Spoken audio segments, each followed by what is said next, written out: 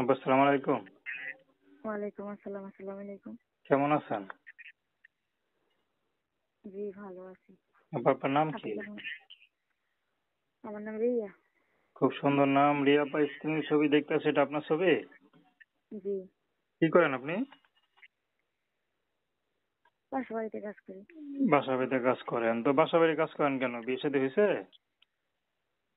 বিয়ে শাদী হয় নাই, চেষ্টায় আছি বসার জন্য।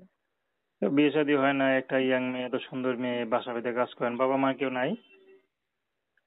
বাবা মা বলতে মা আছে, ছোট একটা ভাই আছে আর আমি। তিনজনই আছি আমরা ফ্যামিলিতে। আচ্ছা, আপনার মা কিছু করে না?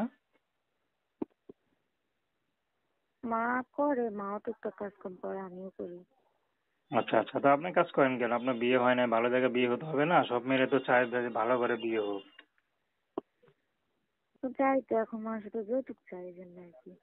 আচ্ছা আচ্ছা, তো যৌতুক ছাড়া কি বিয়ে করে না? মনে হয় না, যদি করতুক তাহলে তো এতদিন হয়ে যেত। আচ্ছা আচ্ছা, তো আপনার কোনো পছন্দ আছে? পছন্দ বলতে যেরকমই হোক, সমস্যা নেই। যে সে বিবাহিত হয়? বিবাহিত হলো, সমস্যা নেই। আচ্ছা, পড়াশোনা কতদূর করছেন? জি, পড়াশোনা কতদূর করছেন? না পড়াশোনা করিনি গো। পড়াশোনা হয় নাই। পড়াশোনা করলে তো মনে করেন ভালো একটা চাকরি করতেন, ঠিক না? আমারও ইনকাম বাড়তো, সংসার দিতে পারতেন, নিজের একটা ভালো একটা স্বাবলম্বী হতে পারতেন।